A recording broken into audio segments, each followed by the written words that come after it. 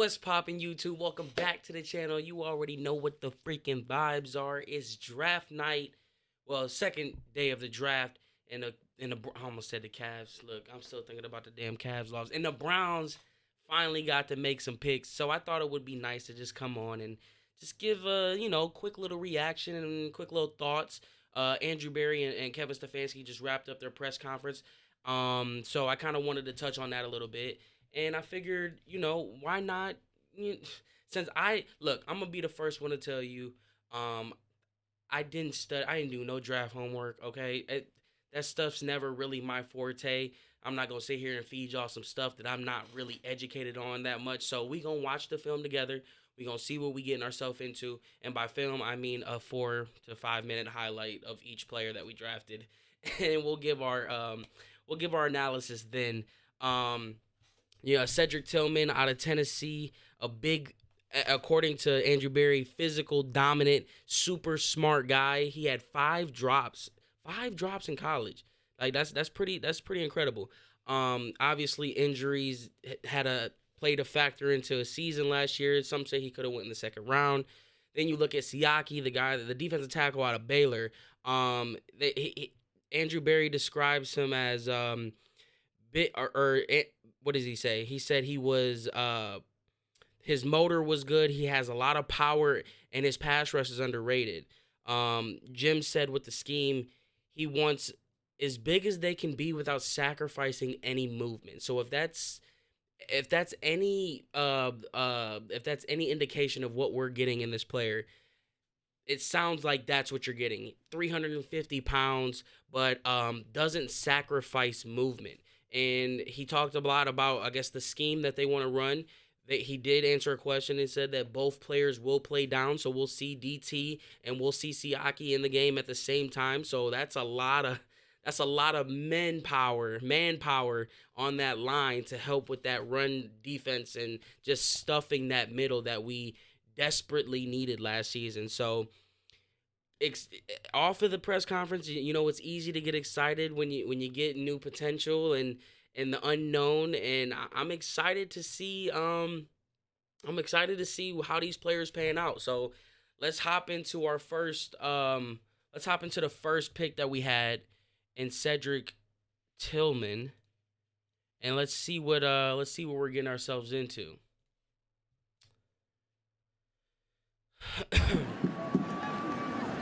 Victory here. Garantano, middle of the field. So a big guy. Oh, okay. So he off the rip. Like I said, I don't watch much college, so I'm not gonna sit here in front to y'all like I do. But just off the rip, this man is a specimen, ain't he? 6'3", and you can see every bit of it. So when I heard the pick and I was listening to the analysis that they were giving off, and I saw the height, instantly my first reaction was, well, DPJ's price must be a little bit too high because DPJ is a big guy.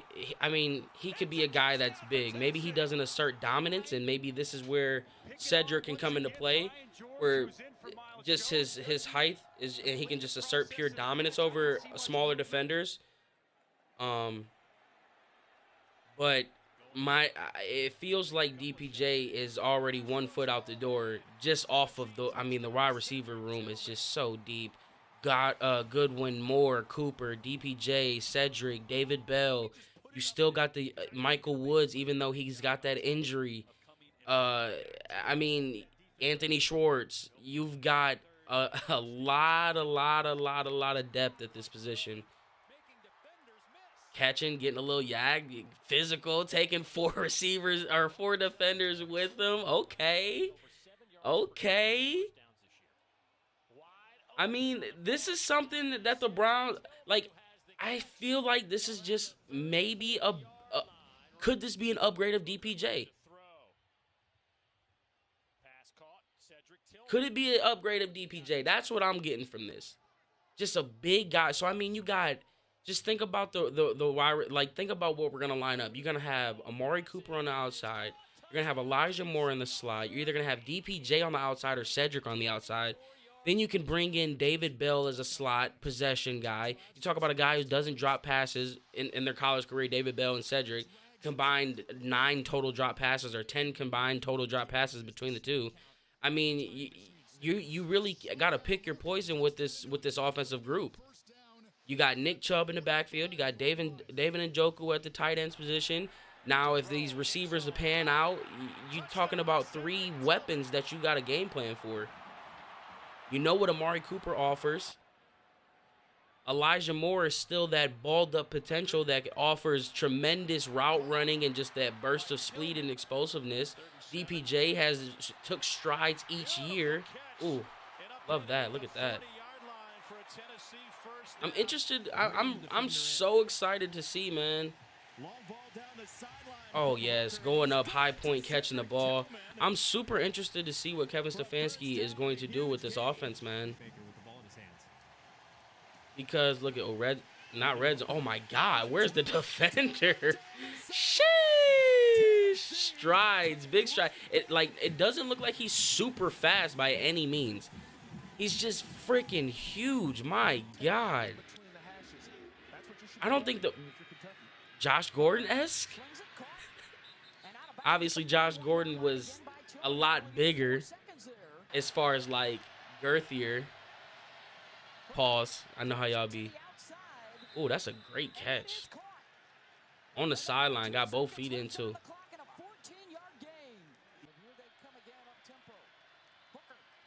This offense, man, there's no, oh, my.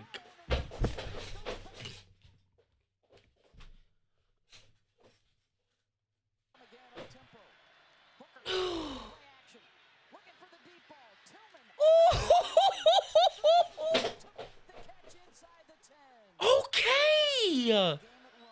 Same game. They go play action, looking.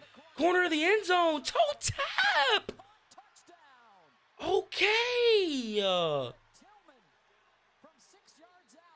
Okay. Okay.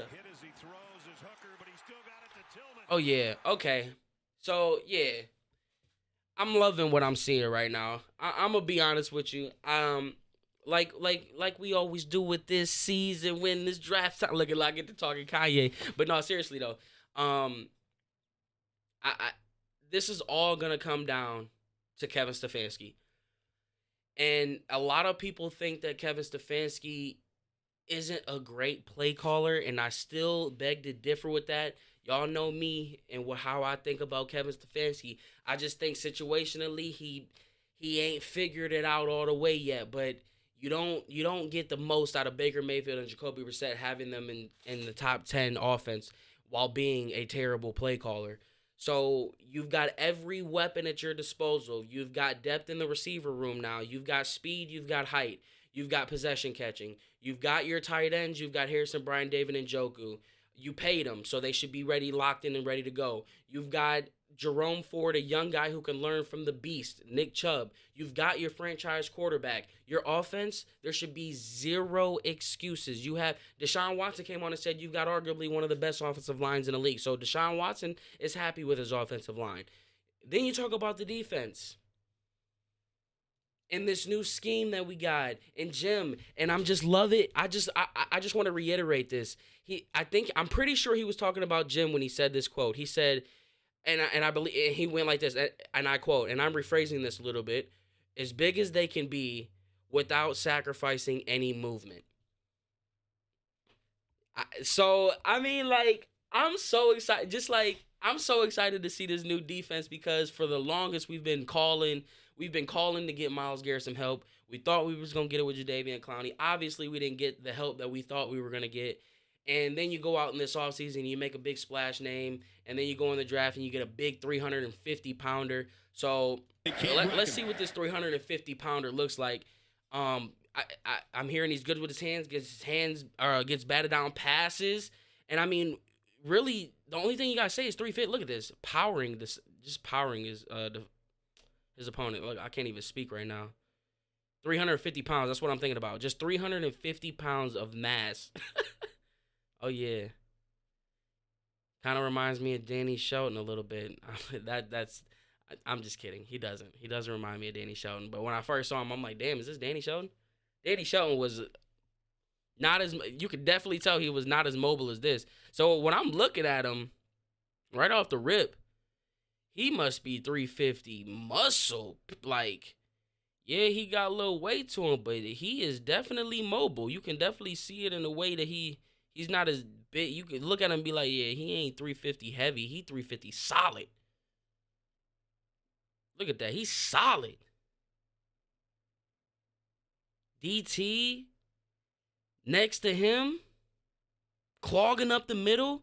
I mean, we need anything, honestly, because it can't get much worse than what we saw last year. I'm going to be completely honest with you. Last year was some of the worst display of tackling. Not no, we've had worse seasons with tackling. But our run defense was so bad last year, man.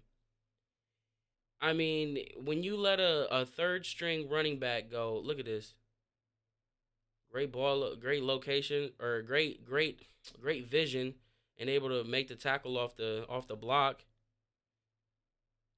Obviously, I don't know what I'm like. I'm not gonna like I said. This is why I don't do the draft stuff because I'm not no analyst like that. Like I'm not gonna sit here and feed y'all stuff. I haven't sat here and watched film and watched these guys play game after game after game. The only thing that we can do is sit here and look at highlights on YouTube and give our 2 cents and just hype ourselves up for our picks. And I mean, as us as Browns fans, we are pretty good at hyping ourselves up and telling ourselves that these players are gonna pan out. But it's weird. It's good this time around. I say it every year because it truly does feel different each year. And Giannis coming out and giving that press conference that he had talking about how failed seasons or for them getting knocked out on the first round and not going back to the championship or making a run at the championship, is it a failed season? And if you put that into the Cleveland Browns perspective, man, if you think about how far we've come, it only makes sense. I know that sounds stupid because it's like, no, it doesn't make sense. You can't be this bad for this long, but we're talking about us. So let's just talk about Cleveland Brown. Let's just talk about what we are used to. It only makes sense for us to go through the ringer the way that we've gone through these past few years. But if you really look back, since the Sashi Brown era up until now, man, there was a plan in place. And just because it was not a pretty plan, bruh, they have been taking strides through each regime. From Sashi Brown, they did the thing that they always say they want to do and tear it down to the studs. Man, they got rid of everybody. Veterans, players that were here for a long time that you thought would resign. They cut Joe Hay. I mean, they got rid of everybody. Then you bring in John Dorsey. Then you start to get the foundation set. You get your studs in place. You got Myles Garrett. You got Denzel Ward. You picked up Jarvis Landry. You got Baker Mayfield. You got to put these pieces around. And then you get Andrew Berry. Now you got your foundation set. All your cornerstone pieces are set. Now you got to plug in guys. Greg Newsome, Grant Delpit, hopefully Alex Wright. You just signed Juan Thornhill. You picked up Jedrick Wills, even though he's not the type of player you were hoping for. You still are plugging in players. DPJ. Now you look into this draft and you hope that these players can add some value. Martin Emerson. So when it comes to when it comes to talking about progressing and taking steps into being um better than you were, or keeping that window open or making the window open. I don't even know where I'm really going, but you get where I'm going right there with that, right? Like just like we are taking the proper steps, and it's finally it's good to know as a fan that they are following a plan.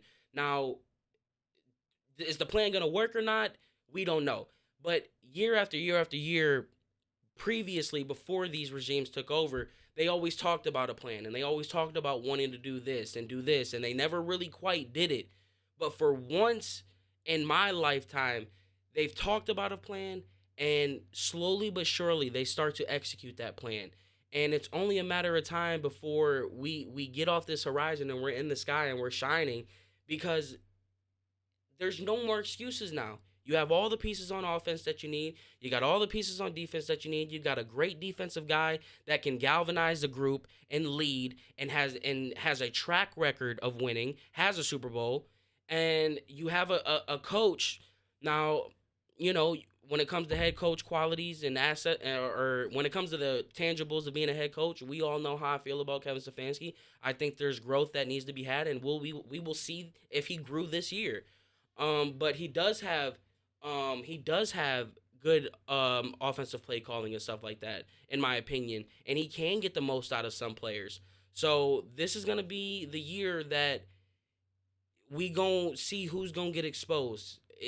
Are our players gonna get exposed, or are our coaches gonna get exposed? Because if we don't figure it out this year, there there will be some major changes next year, and then we're talking about potentially not even necessarily, I wouldn't call it another rebuild, but you're talking about moving some big pieces that you really don't want to move. So I'm excited. You know, I just wanted to get a quick little draft recap and you know, talk to you guys, and I wanted to get your guys' opinion. So drop it in the comments. Make sure you guys like and subscribe, and smash the like button one time. You guys, man, bro, I want to just thank you guys. 3.2K on my last video. That's crazy. That is crazy. But let me got. I'm. It's 12 o'clock. It's 11:47. My bad, y'all. I'm stuttering over my words. Let me know in the comments your guys' thoughts on how the Browns did in their first day drafting and getting Cedric Tillman and Siaki. I gotta learn his last Aki. I don't even know how to say it, but Siaki. And I'll catch y'all on the next one, baby. Peace.